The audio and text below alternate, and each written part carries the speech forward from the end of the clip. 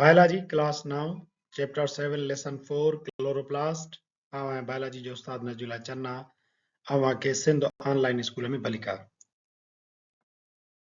असांजे अॼोके लेक्चर जो मौज़ू आहे chloroplast. Chloroplast is light trapping and storage organelle. Chloroplast सिज जी रोशनीअ खे झटींदड़ ऐं storage organelle. The chloroplast is a double membraned organelle. Chloroplast ॿिटे तह वारो हिकिड़ो ऑर्गेनेल आहे जेको ख़ासि तौर ते ॿूटनि जे जीव घरड़नि में या अहिड़ा ॿिया कुझु साइनोबैक्टीरिया या कुझु ख़ासि क़िस्म जा बैक्टीरिया थियनि था कुझु ॿिया जानदार आहिनि उन्हनि जे अंदरि थींदो आहे Within the double membrane is an enzyme containing gel-like substance called stroma. ॿिटे तह जो ही हिकिड़ो ऑर्गेनेल आहे हिन अंदरि तव्हांखे हिकिड़ो पाणे वटि जेलीनुमा नज़र ईंदो जंहिंजे अंदरि एंजाइम्स वग़ैरह रखियल हूंदा आहिनि इन जेलीनुमा मादे खे असां स्ट्रोमा सॾूं था Suspended in the stroma are stake-like structures called grana, singular grana. इन स्ट्रोमा जे अंदरि तव्हांखे तहनि जो शिकिल में हिकिड़ो मादो मिलंदो जंहिंखे असां ग्रेना सॾूं था ही जेके तव्हांखे नज़र अचनि था इहे ग्रेना आहिनि हिकिड़े इन तह खे असां सॾूं था granum Each granum is a stake of thylakoid discs. हर हिकु जेको स्टेक ग्रेनम आहे उन मंझि तव्हांखे हिकिड़ियूं डिस्क टाइप शयूं नज़र अचनि थियूं इन्हनि मादनि खे असां थाइलेकाइड डिस्क सॾूं था The chlorophyll molecules, green pigments, are found on the surface of the thylakoid discs. ही जेके थाइलेकाइड डिस्क्स आहिनि इन्हनि जी सरफेस ते मथां ई ग्रीन पिगमेंट मौजूदु हूंदो आहे जंहिंखे क्लोरोफिल सॾूं था क्लोरोफिल जे नाले सां तव्हांखे फोटोसिंथेसिस ज़रूर ज़हन में ईंदो हूंदो ही उहो क्लोरोप्लास्ट आहे जंहिंजे बारे में तव्हां पढ़ंदा आया आहियो त हिन क्लोरोप्लास्ट जे अंदरि हिकिड़ो साओ मादो थींदो आहे जंहिंखे चइबो आहे क्लोरोफिल हाणे इहो क्लोरोफिल किथे आहे इहो थाइलेकाइड डिस्क जेके थियनि थियूं उन्हनि जी सरफेस ते इहो ग्रीन पिगमेंट मौजूदु हूंदो आहे chlorophyll absorbs energy from the sun for photosynthesis इहो ई उहो क्लोरोफिल आहे जेको सिज जी शमसी तवानाई खे एब्जॉर्ब कंदो आहे उन मंझां तवानाई जेका आहे उहा खणी करे ऐं जीव घड़ जे अंदरि फोटोसिंथेसिस वारो अमल शुरू कंदो आहे हाणे तव्हां इन्हनि ऑर्गेनेल जी जेकॾहिं थोरी शॉर्ट में डेफिनेशन तव्हां यादि रखणु चाहियो त तव्हां ही पॉइंट सम्झो थाइलेकाइड्स These flattened sacs contain complexes of pigments like chlorophyll in their membranes to absorb light for the light-dependent reaction. ही जेकी थाइलेकाइड डिस्क्स आहिनि इन्हनि जे मथाशिरे ते इन्हनि जे मेम्ब्रेन्स ते क्लोरोफिल पिगमेंट्स मौजूदु हूंदा आहिनि जेकी सिज जी रोशनी खे जज़ब कंदा आहिनि ऐं लाइट डिपेंडेंट रिएक्शन खे तवानाई फराहम कंदा आहिनि grana these are stakes of thylakoids ही जेके तव्हांखे तह नज़र अचनि था थाइलेकाइड्स जा इन हिकिड़े हिकिड़े खे असां ग्रेनम सॾींदा आहियूं ऐं इन्हनि सभिनी खे असां ग्रेना सॾूं था लेमिलाई These are membranous extensions that connect thylakoids. ही तव्हांजो लेमिलाई आहे इहो लेमिला छा कंदो आहे थाइलेकाइड डिस्क जा जेके तह थियनि था ग्रेना उन्हनि खे कनेक्ट करण जो कमु कंदो आहे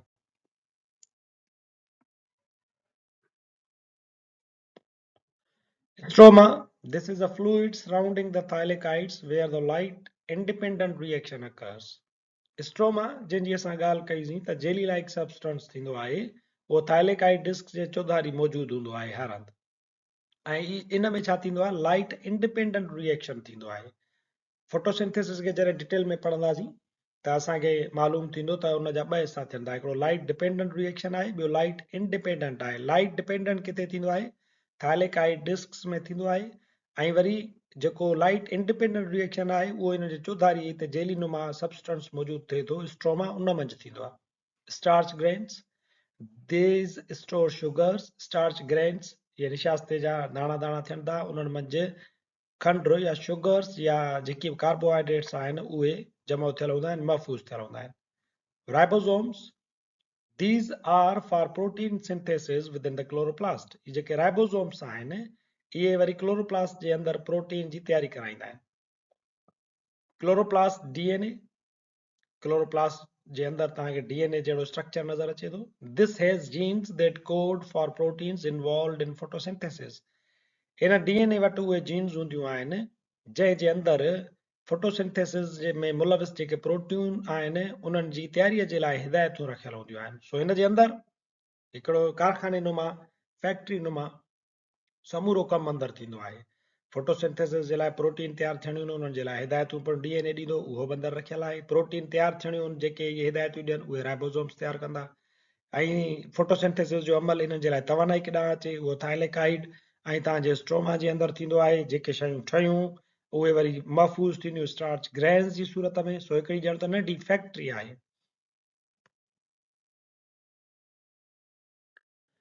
फोटोसिंथेटिक पिगमेंट्स, बूटे जे अंदरि क्लोरोप्लास्ट या क्लोरोफिल तव्हां ॿुधो आहे, पर इहो क्लोरोफिल को अकेलो फोटोसिंथेटिक पिगमेंट कोन्हे को जेको फोटोसिंथेसिस में मदद कंदो आहे। Plants contain different photosynthetic pigments that can absorb energy from light. बूटनि में मुख़्तलिफ़ क़िस्मनि जा फोटोसिंथेटिक पिगमेंट्स हूंदा आहिनि जेकी रोशनी वारी तवानाई जज़ब कंदा आहिनि। मिसाल जे तौर ते क्लोरोफिल ए फोटोसिंथेटिक पिगमेंट आहे, क्लोरोफिल बी आहे ऐं केराटिनाइड्स आहिनि। इहे सभई सिज मंझां ईंदड़ रोशनीअ खे जज़ब कंदा आहिनि। पर यादि रखो त सिज मंझां ईंदड़ जेका रोशनी आहे उनजे विज़िबल जेको रोशनी आहे, विज़िबल लाइट आहे, उनजो स्पेसिफिक पार्ट ई जज़ब कंदा आहिनि। ऐं तव्हांखे यादि हूंदो त असां पढ़ियोसीं त क्लोरोफिल जेके मालिक्यूल आहिनि उन्हनि मंझि हिकिड़नि सां इलेक्ट्रॉन टकराइजंदा आहिनि, वरी ॿियनि ॾे वेंदा आहिनि। तंहिंजे करे क्लोरोफिल ए, क्लोरोफिल बी, इन्हनि सभिनी जो किरदारु हूंदो आहे। केराटिनाइड्स जो किरदारु हूंदो आहे जो उहे गॾिजी करे फोटोसिंथेसिस वारो अमल कराईंदा आहिनि। शमसी तवानाई मंझां तव्हांजो वञी करे ग्लूकोज़ तयारु करण में इन्हनि सभिनी पिगमेंट्स जो किरदारु हूंदो आहे।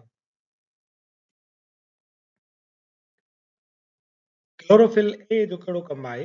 This is the main pigment that absorb red and blue light and reflects green light, so most plants look green. Chlorophyll A ही अहम फोटोसिंथेटिक पिगमेंट आहे जेको नीरे ऐं ॻाढ़ी रोशनी जज़ब करे थो ऐं साई रोशनी मोटाए छॾींदो आहे। ऐं इन क्लोरोफिल ए जे करे ई ॿूटा असांखे सावा नज़र ईंदा आहिनि।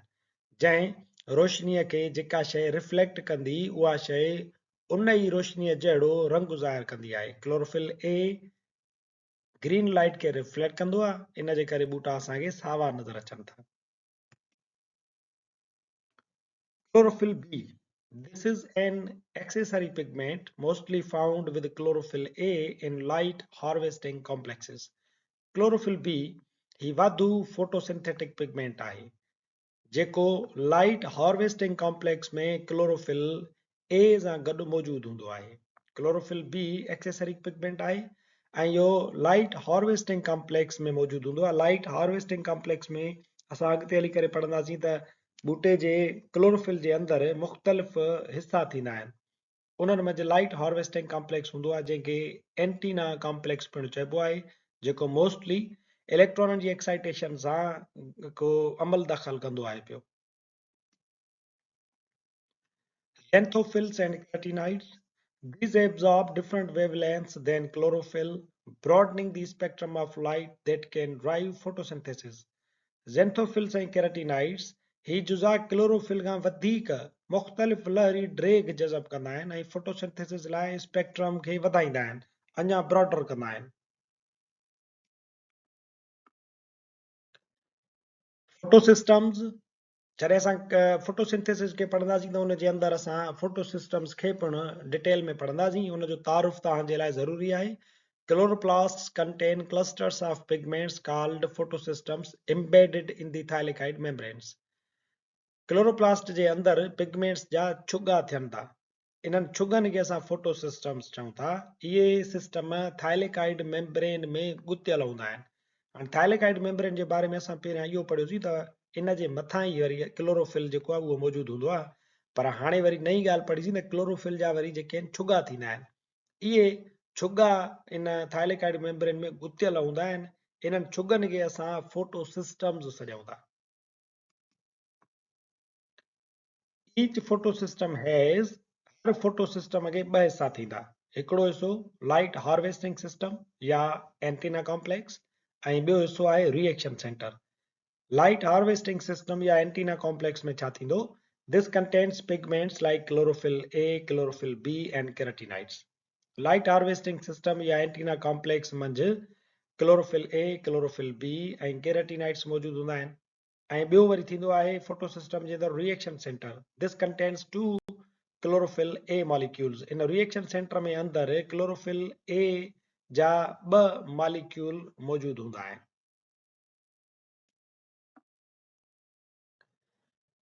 लाइट हार्वेस्टिंग और antenna system absorbs light energy. ही तव्हांखे नज़र ईंदो हूंदो त हिकिड़ो क़िस्म जो चुगो आहे। इहो तव्हांजे थाइलेकाइड वारी जेका डिस्क आहे उन में एम्बेडेड थियल आहे, गुथियल आहे। हे थाइलेकाइड मेम्ब्रेन आहे, उनजे मथां ही फोटो सिस्टम आहे। हाणे फोटो सिस्टम छा थो करे? मथां ईंदड़ जेका सोलर एनर्जी आहे उनखे जज़ब थो करे। This energy is transferred to the reaction centre. इहा हाणे एनर्जी जेका आई इहा मुख़्तलिफ़ इलेक्ट्रॉननि खे एक्साइट कंदी वेंदी ऐं इहा एनर्जी ट्रांसफर थींदी वेंदी। इलेक्ट्रॉन हिते ट्रांसफर कोन थींदो, न ई उहो हितां ख़ारिज थींदो, पर इलेक्ट्रॉन जेके एक्साइट थींदा आहिनि त उहे छा कंदा आहिनि त पंहिंजी जज़ब थियल एनर्जी उहा 2 तरीक़नि सां मूव कंदा आहिनि, या त उहे वाइब्रेट कंदा या त हीट जी सूरत में ट्रांसफर कंदा आहिनि। हाणे जेकॾहिं इहो फोटो जेको फोटान आहे उनजी ताक़त घणी हुजे हा अञा त इन इलेक्ट्रॉन खे पिणु हितां ख़ारिज कराए छॾिया। पर हाणे इहा जीअं ई ॿाहिरां मथां इहे फोटान अचनि था सोलर एनर्जीअ जे ज़रिए त उहे हिननि इलेक्ट्रॉननि खे एक्साइट कंदा आहिनि। पोइ इहे इलेक्ट्रॉन इहा जेका वाधू एनर्जी आहे उनखे ट्रांसफर कंदा आहिनि ऐं तव्हांजो उन्हनि खे इहे एक्साइट कंदा कंदा हिन एनर्जी खे ट्रांसफर कंदा कंदा रिएक्शन सेंटर ॾे मोकिले छॾींदा आहिनि। रिएक्शन सेंटर में हूंदो आहे chlorophyll A. The reaction center then emits high energy electrons to drive the light dependent reactions. हाणे रिएक्शन सेंटर जो कमु अचे करे त इहो थींदो आहे त उहा एनर्जी जज़ब करे ऐं पोइ हाई एनर्जी वारा जेके इलेक्ट्रॉन हूंदा आहिनि उन्हनि खे हितां पाण मथां ख़ारिज करे छॾींदो आहे। ईअं लाइट डिपेंडेंट रिएक्शन शुरू थींदो आहे। सो एंटीना सिस्टम जो कमु छा आहे, या असां चऊं त द लाइट हार्वेस्टिंग सिस्टम जो कमु छा आहे? ही लाइट हार्वेस्टिंग सिस्टम आहे। उन में छा थींदो त फोटॉन्स ईंदा, उहे इलेक्ट्रॉन खे एक्साइट कंदा ऐं इलेक्ट्रॉन जेके एक्साइटेड आहिनि उहे एनर्जी खे हिक ॿिए वटां ट्रांसफर कराईंदा कराईंदा रिएक्शन सेंटर ॾे मोकिलींदा। रिएक्शन सेंटर में उहा एनर्जी इलेक्ट्रॉन खे उतां ख़ारिज कंदी ऐं उहो रिएक्शन सेंटर मां निकितल जेको इलेक्ट्रॉन आहे उहो लाइट डिपेंडेंट रिएक्शन खे शुरू कंदो आहे। हिते तव्हां तस्वीर में ॾिसी सघो था त इहा लाइट आहे, उहा अची करे केराटिनाइड्स ते लॻे थी। केराटिनाइड्स खां पोइ हिते क्लोरोफिल बी आहे, क्लोरोफिल बी खां पोइ हिते क्लोरोफिल ए आहे। हाणे इन्हनि टिनी खे गॾाए करे असां चऊं था एंटीना कॉम्प्लेक्स या लाइट हार्वेस्टिंग कॉम्प्लेक्स। इन्हनि मंझां एनर्जी जेका आहे उहा ट्रांसफर थींदी थींदी पोइ वञी पहुचंदी रिएक्शन सेंटर ते। रिएक्शन सेंटर जेको आहे उहो हितां इलेक्ट्रॉन ख़ारिज कराए लाइट डिपेंडेंट रिएक्शन खे शुरू कंदो आहे। सो तव्हां जेकॾहिं कोई सवाल करे त एंटीना कॉम्प्लेक्स या लाइट हार्वेस्टिंग कॉम्प्लेक्स में कहिड़ी शइ शामिल कोन्हे का? Option A carotenoids, option B chlorophyll B, option C chlorophyll A या ऑप्शन डी रिएक्शन सेंटर। तव्हां तस्वीर खे ॾिसी करे अंदाज़ो लॻाए सघो था त रिएक्शन सेंटर एंटीना कॉम्प्लेक्स जो हिसो कोन्हे को। असांजो जेको लेक्चर पुॼाणी ते पहुचे थो, वरी हाज़ुर थींदासीं नए लेक्चर सां गॾु। तेसिताईं ॾिसंदा रहो सिंध ऑनलाइन स्कूल।